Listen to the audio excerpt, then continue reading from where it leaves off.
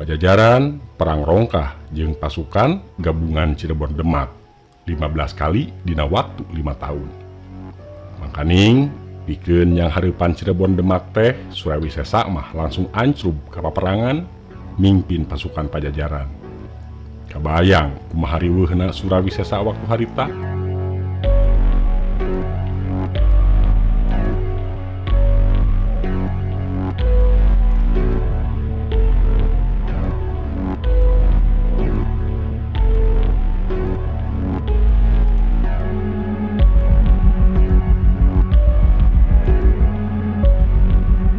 Panuhun kanu parantos subscribe, kanu teu acan mangga diantos subscribe-na, oge tong hilap, like, share, komen, sinareng dihurungkeun tanda locengan.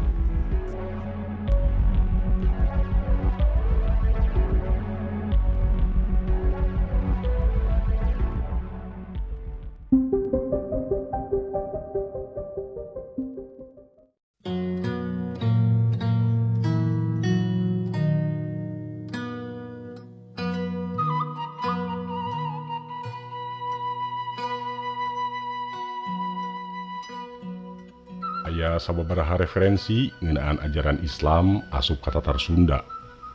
Kahiji cenah asupna Islam teh abad ke-7. Ari anu kadua cenah abad ke-12. Khusus pikeun nyebutkeun abad ke-7 lamun ditenan kaayaan Tatar Sunda zaman harita asa hese katarimana. Memang aya sababaraha kajadian penting nu dicatet dina sajarah Tatar Sunda abad ke-7. Kahiji Tarus Bawa ngadeg jadi raja ngagantikeun mitohana Sang Maharaja Linggawarman, raja ke-12 Tarumanagara. Kedua ngaganti ngaran kerajaan Tarumanagara jadi Sunda Sembawa. Katilu mindahkeun dayeuh ti Sundapura ka wewengkon pagunungan nu disebut ayeuna wewengkon Pakuan, terus ngawangun 5 karaton nu dijajarkeun. Kaopat berarti kadayun nu ngalungguhan wewengkon Tarumanagara palebah wetan misahkeun diri anu saterusna disebut Galuh. Nurutkeun sajarah Sunda asupna agama Islam ka Tatar Sunda dina abad ke-14 ku Bratalagawa anak kadua Mangkubumi Bumisora. Bratalagawa milih hirupna jadi sodagar dagang ka mancanagara. Perjalanan teh lampar pisan nepi ka wewengkon Campa, Sri Lanka, India, Persia atau Iran, jeung Arab Saudi.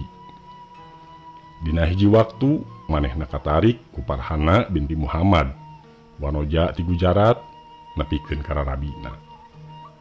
Antukna Bratalagawa asup Islam, malah jadi haji sagala. Sanggeusna jadi haji di tanah suci Bratalagawa ku urang Arab dibere ngaran anyar jadi Haji Baharudin Al-Jawi. Sedengkeun di Sunda mah Bratalagawa teh katelahna Haji Purwagaluh.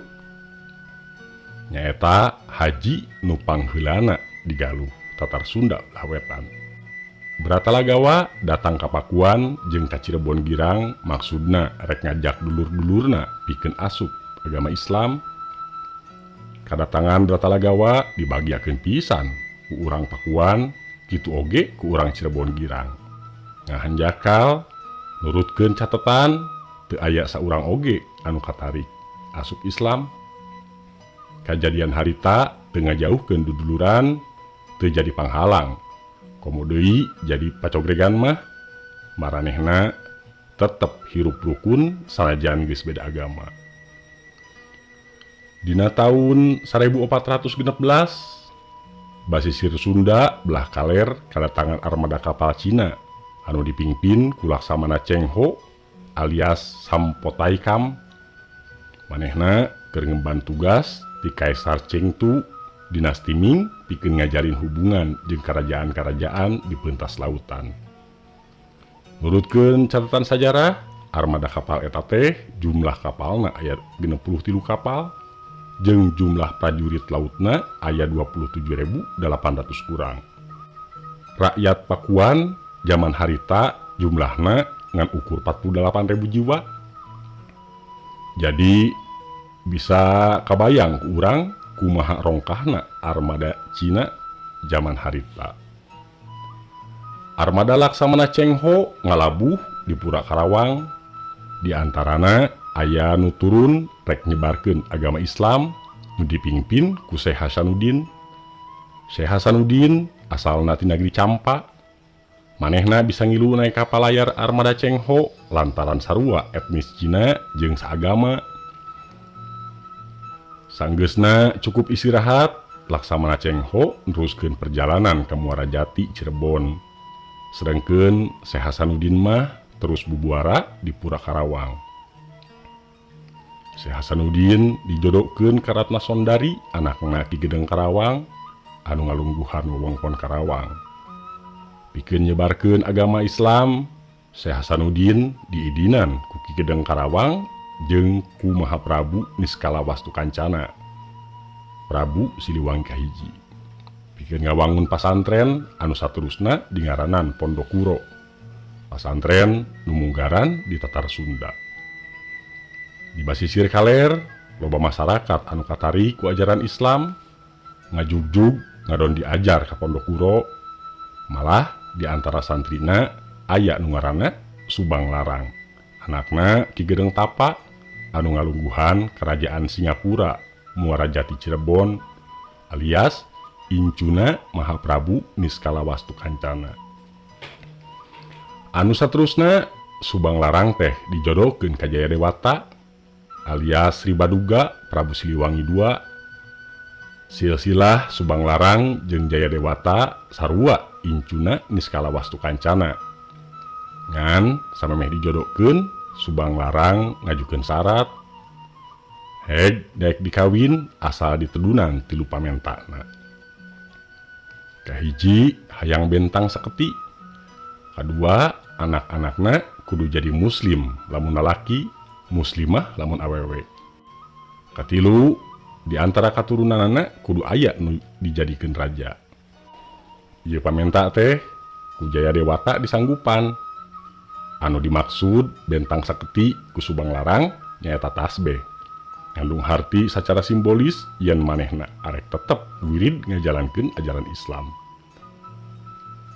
Dina catatan sajarah, Sri Baduga boga anak ti Subang Larang anu jumlahna aya 3. Kahiji Walang Sungsang alias Cakrabuana nu bakal ngedegkeun kerajaan Islam di Cirebon. Kadua Rara Santang nu bakal jadi ibuna Sarip Hidayatullah. Nu katilu Raja Sanggara. Sakabeh anak Sri Baduga ti Subang Larang nganut agama Islam. Ngan hanjakal lalakon Rabina Subang Larang henteu panjang lantaran Subang Larang kaburu tilar dunya. Kulantaran geus teu boga indung, Walang Sungsang jeung adi-adina ngarasa teu betah di Pakuan, terus minta izin ka bapana pikeun pindah ka akina di Kerajaan Singapura Cirebon. Jayadewata surti kana pamenta anakna. Walang Sungsang jeung Lara Santang diidinan pindah ke Singapura, tapi Raja Sanggara mah dimenta supaya tetap di Pakuan. Alasan Raja Sanggara ditahan di Pakuan lantaran Jayadewata masih keneh boga janji ka Subang Larang anu can katedunan nyaeta ngajenengkeun anakna jadi raja. Lalakon hirup Walang Sungsang jeung Lara Santang sanggeusna ninggalkeun Pakuan loba kacaritakeun dina sajarah anu patula patalina jeung kamajuan Islam di Tatar Sunda. Beda jeung Raja Sanggara anu tisaprak papisah jeung dulurna, komo deui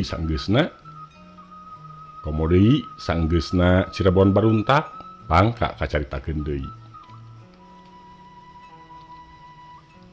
Perang Pajajaran Cirebon. Sanggeusna Sri Baduga Ratu Haji di Pakuan tilar dunia dina tanggal 31 Desember 1521 anu ngaganti jadi maharaja di Pakuan nyaeta Prabu Anom Surawisesa, anak Sri Baduga ti Kentring Manik Mayang Sunda anu samemehna jadi raja daerah di wewengkon Sangiang. Katelahna Ratu Sangiang, tapi dina sajarah Portugis mah katelahna Ratu Samiam. Jika nama letah orang Portugis teu bisa ngucapkeun eces jentre saperti letah orang Sunda. Mun ayeuna mah wewengkon Sangiang teh ti Jatinegara nepi ka Marunda. Ngadegna Surawisesa jadi raja di Pajajaran setahun dejeng jeung Trenggono jadi sultan di Demak. Surawisesa resmina naik tahta bulan Agustus 1552 Masehi disaksian ku Hendrik de Lente utusan Raja Portugis. Anu saterusna maheutkeun janji dagang antara Pajajaran jeung Portugis. Ieu kajadian teh di Nusantara mah marupakeun perjanjian bilateral nu munggaran. Surat perjanjian dijieun rangkap 2, hiji keur Pajajaran, nu kadua keur Portugis. Hanjakal pisan surat nu kacida pentingna pikeun bukti sajarah teuing ka mana leungit teu kapanggih deui nepi ka ayeuna. Ngan anu dibawa ku Portugis mah cenah mah dina taun 1600-an aya di Makau. Surat janji ieu teh salian ti janji perkara dagang oge eusina janji silih bantuan dina peperangan lamun diserang musuh. Sajarah anyar hubungan Pajajaran jeung Portugis ngahariwangkeun Sultan Trenggono lantaran nasib Demak loba gumantung kana perdagangan laut. Cek paribasana mah asarek dicekek palebah genggerong. Lantaran waktu harita Portugis geus ngawasa di Selat Malaka nu jadi gapura laut tempat liliwatan saudagar gede di Nusantara. Lamun Selat Sunda oge dikawasa ku Pajajaran jeung Portugis geus kabayang kumaha susahna Demak. Usaha Trenggono pikeun kalancaran liliwatan perdaganganana teu ngayakeun usaha bebarengan jeung Pajajaran, tapi ngarencanakeun kumaha carana ngabebaskeun atawa ngarebut Selat Sunda jeung palabuhan-palabuhan nu strategis lainna di Tatar Sunda. Surawisesa ngarasa boga kawajiban pikeun ngajaga ngariksa Pajajaran di Tatar Sunda. Di lain pihak, sabadana Sri Baduga geus eueuh deui di kieuna, Cirebon ngarasa bebas. Atuh puguh we hubungan Cirebon jeung Pajajaran leuwih renggang deui tibatan samemehna. Surawisesa teu bisa narima kaayaan kitu lantaran katitipan nagara jeung lemah cai guru jinat bapana. Anu bisa ngadalian susuhunan jati teu daekeun nyerang ka Pajajaran lantaran ngarasa serab jeung hormat ka Sri Baduga. Tapi sanggeus leungitna tokoh nu dipihormat, hubungan Pajajaran jeung Cirebon diteruskeun ku peperangan. Paniatan Sultan Trenggono jeung Cirebon anu geus misahkeun diri duanana ibarat nu mabok manggih gorowong. Waktu Cirebon minta bantuan keur nyanghareupan pasukan Pajajaran, Trenggono ngirimkeun pasukan Demak nu tohaga ka Cirebon. Pajajaran perang rongkah jeung pasukan gabungan Cirebon Demak 15 kali dina waktu 5 tahun. Mangkaning pikeun nyanghareupan Cirebon Demak teh Surawisesa mah langsung ancrub ka paperangan mimpin pasukan Pajajaran. Kabayang kumaha riweuhna Surawisesa waktu harita. Kasor pisan Surawisesa teh raja anu leber wawanen, malah aya nu nyebutkeun yen Surawisesa teh Raja Senapati, nyaeta raja anu hirupna jadi panglima di pangperangan. Pasukan Pajajaran jeung pasukan Cirebon Demak kakuatanana saimbang. Pasukan Pajajaran teu bisa ngalurug Cirebon, kitu oge pasukan Cirebon teu bisa tembus ka Pakuan. Kulantaran eta peperangan teu ngahasilkeun nanaon jeung duanana geus ngarasa bosen, Surawisesa nawarkeun damai ka Cirebon. Eta penawaran ditarima ku susuhunan jati, da Cirebon oge sabenerna mah geus ripuh pisan. Janji damai Pajajaran Cirebon bisa dilaksanakeun dina tanggal 14 Paro caang bulan Asada tahun 1453 Saka atawa 12 Juni 1531 Masehi. Anu inti janjina kieu kahiji, Pajajaran jeung Cirebon dua nagara anu boga wewengkon jeung kadaulatan sewang-sewangan. Kadua, Pajajaran jeung Cirebon boga darajat anu sarua jeung sarua ahli waris Sri Baduga. Ku ayana janji damai jeung Cirebon, Surawisesa boga waktu pikeun bebenah di Pakuan. Saterusna kaayaan Pakuan jadi tentrem deui. Tapi teu satentrem hate Surawisesa. Komo lamun inget ka jenat bapana ngarasa sedih. Dipercaya ngawarisan kerajaan anu repeh rapih, tapi sanggeus dicakal ku manehna jadi rajet. Bisa disebutkeun Surawisesa teh gering nangtung ngalang layung, ngarasa boga dosa jeung hanjakal teu bisa ngajaga titipan warisan. Dalah geus usaha satekah polah bari jeung bebeakan oge tetep eueuh hasilna. Surawisesa rumasa teu kuat nyekel amanat ngan ukur bisa mertahankeun wewengkon utama wungkul. Manehna ngarasa gagal jeung era ka diri sorangan. Komo lamun inget kana lampahan anu katukang meredih ka bapana menta jadi raja di Pakuan. Padahal nu sabenerna disiapkeun jadi raja di Pakuan teh lain Surawisesa, tapi lanceukna sabapa tohaan rangsang jiwa. Jigana lamun dina carita pantun mah nu disebut Sunten Jayatea. Hese ngagambarkeunana kumaha sedihna Surawisesa anu boga pancen jadi ratu di Pakuan teu walak haya pikeun ngajaga ngariksa lemah cai titipan bapana. Manehna ngarasa leutik teu sajere-jerena acan lamun dibandingkeun jeung nu jadi bapa waktu masih kana hirup. Pirasat Pakuan bakal rungkad geus mimiti karasa ku manehna. Dina kaayaan kitu Surawisesa ngarasa leuwih ajrih jeung hormat ka bapana nu geus eueuh deui di kieuna. Kurasa hormat jeung pikeun pangeling-eling dina taun 1455 Saka atawa 1533 Masehi, Surawisesa nyieun prasasti batu tulis nu ayeuna aya di kota Bogor. Eta prasasti batu tulis ngagambarkeun kumaha agungna Sri Baduga anu jadi ratu haji di Pakuan. Bari jeung henteu saeutik oge nyebutkeun ngaran manehna. Salian ti eta Surawisesa ngalaksanakeun upacara pikeun ngahiangkeun atawa nyampurnakeun Sri Baduga saenggeus 12 tahun nyurup ka Lancamaya. 2 tahun ti harita Surawisesa oge tilar dunia nuturkeun nu jadi bapa dina kaayaan prihatin dipusarakeun di Padaren. Loba para pujangga di Tatar Sunda kataji ku Surawisesa anu bakti kanu jadi bapa jeung salila hirupna toh-tohan ngabelaan Pakuan Pajajaran. Surawisesa jadi pamujian jeung disebut-sebut tohaan nu kadiran. Kasuran jeung wanen ngan hanjakal nasibna kalimpudan mega bendung nu teu bisa ditarekahan. Lalampahan hirupna diabadikeun dina carita rakyat Munding Layari Kusuma.